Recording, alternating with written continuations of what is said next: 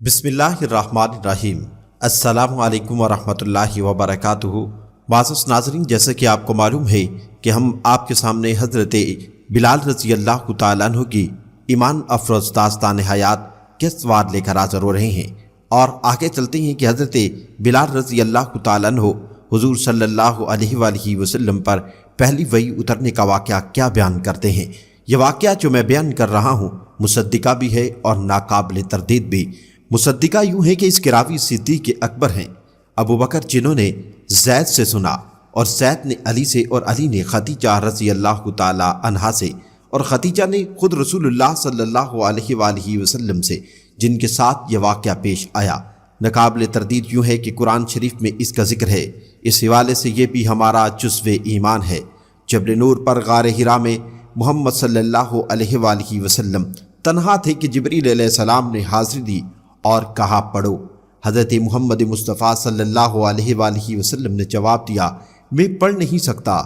حضرت جبریل علیہ السلام نے زور دے کر کہا، اپنے رب کا نام لے کر پڑھو، جس نے عالم کو پیدا کیا، جس نے انسان کو خون کی پھٹکی سے بنایا، جس نے انسان کو وہ علم دیا جس سے پہلے وہ ناواقف تھا۔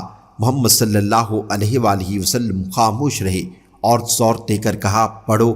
اس کے بعد بھی وہی کہا، میں پڑھنا نہیں جانتا۔ ہر بار جب جبریل علیہ السلام انہیں کہتے کہ پڑھو، اور حضرت محمد مصطفیٰ صلی اللہ علیہ وآلہ وسلم اپنی مجبوری بیان کرتے کہ وہ پڑھنا نہیں جانتے، تو جبریل علیہ السلام ان کے جسم کو اس زور سے دباتے کہ حضرت محمد مصطفیٰ صلی اللہ علیہ وآلہ وسلم کو اپنی قوت برداشت جواب دیتی محسوس ہوتی۔ تیسری مرتبہ بھی جب جبریل علیہ السلام نے یہی انداز اختیار کیا تو حضرت محمد مصطفیٰ صلی اللہ علیہ وآلہ وسلم سمجھے بس اب موت قریب ہے، لیکن اس کے فوراً ہی بعد جبریل علیہ السلام نے اپنی گرفت ڈھیلی کر دی اور غار سے باہر چلے گئے۔ ان کے جانے کے بعد محمد مصطفیٰ صلی اللہ علیہ وآلہ وسلم کو یوں لگا کہ کوئی تحریر یا پیغام ان کے اندر ثبت ہو گیا ہے۔ پیغام کیا تھا اس کا انہیں ابھی علم نہیں تھا، مگر وہ اس کا وزن محسوس کر رہے تھے۔ یہ سب کچھ غیر متوقع تھا، اتنا عجیب و غریب اور اتنا اچانک ہوا کہ حضرت محمد مصطفیٰ صلی اللہ علیہ وآلہ وسلم کے وہم و گمان میں بھی نہیں تھا۔ کلام الہی کی جلالت و تمکنت سے وہ لرزہ پر اندام تھے، اور اس واقعے کے ایک ایک پہلو پر غور کر کے اسے دائرہ فہم میں لانے کی کوشش کر رہے تھے۔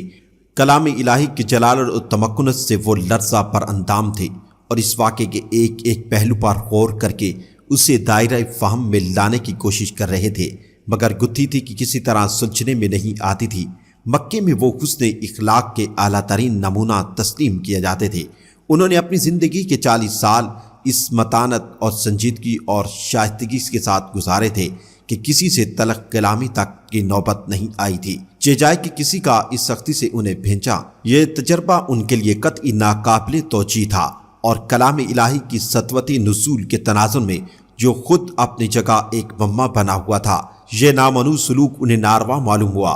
سوچ کی ایک لہر یہ بھی اٹھتی تھی کہ یہ عقدہ جتنا حیرت انگیز اور ناقابل فہم تھا، ہو سکتا ہے اس کا حل بھی اتنا ہی انہونا اور خلاف معمول ہو سکتا ہے کہ اس میں تشویش کی کوئی بات ہی نہ ہو، بلکہ سب کچھ بظاہر جتنا پریشان کن اور تکلیف دہ محسوس ہو رہا ہے، اتنا ہی خوش آئندہ اور نیک انجام ہو۔ پھر بھی اس محیر العقل تجربے کے انجانے مضمرات سے ان کا سارا بدن لرزا تھا۔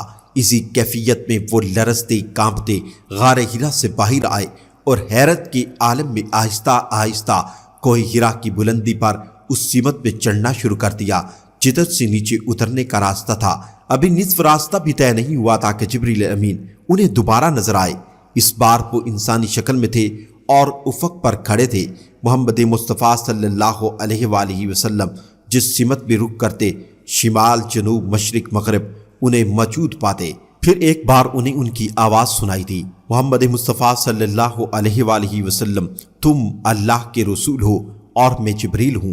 حیرت اور پریشانی کے اسی عالم میں وہ تیز تیز قدم اٹھاتے ہوئے اپنے گھر کی طرف روانہ ہو گئے۔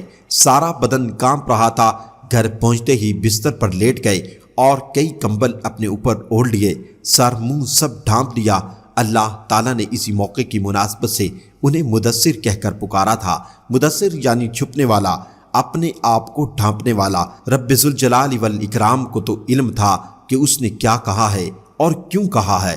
اس کا پیغام پہنچنے پر محمد مصطفیٰ صلی اللہ علیہ وآلہ وسلم کی جو حالت ہوئی تھی اور اس محیر العقول روحانی تجربے کے بعد وہ جس کیفیت سے دوچار تھے وہ بھی اللہ جل شانہ کے علم میں تھا، لیکن یہ سب کچھ ایک خبر عظیم کی خاطر ہو رہا تھا اور ناگزیر تھا۔ ادھر محمد مصطفیٰ صلی اللہ علیہ وآلہ وسلم کے دل کا یہ حال تھا کہ اس واقعے کی تقریباً 1 گھنٹے بعد بھی وہ اپنے آپ کو کمبلوں میں سمیٹے اس کی توجیہ اور توضیح میں مصروف مجسم سوال بنے ہوئے تھے۔ یہ رویت واقعی من جانب اللہ تھی یا شیطان نے انہیں دھوکہ دیا تھا؟ ایسا تو نہیں کہ فی الواقع کچھ بھی نہ ہو، ان کے ذہن نے از خود ہیولے کھڑے کر دیے۔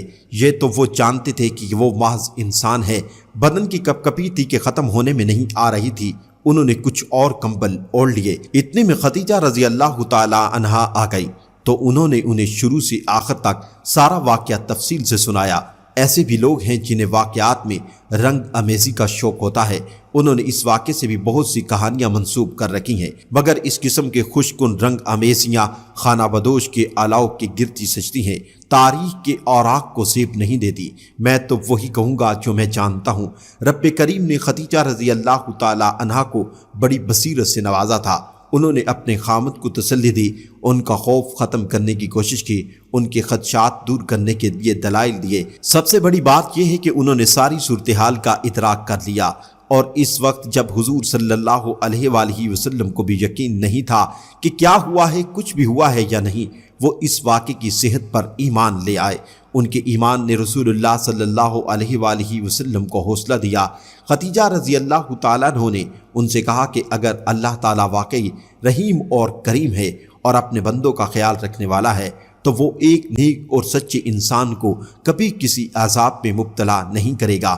وہ ساری رات حضور صلی اللہ علیہ وآلہ وسلم کے ساتھ جاگتی رہیں اور لمحے لمحے بعد ان کو جبریل امین علیہ السلام کے الفاظ دہرا کر باور کراتی رہیں کہ محمد مصطفیٰ صلی اللہ علیہ وآلہ وسلم آپ واقعی اللہ کے رسول ہیں۔ اس رات کو لیلۃ القدر کہتے ہیں، قوت و جبروت کی رات، عظمت و جلالت کی رات۔ اس رات اللہ غفور الرحیم نے انسان کو روشنی عطا کی اور اس پر اپنی رحمتوں کا نزول فرمایا۔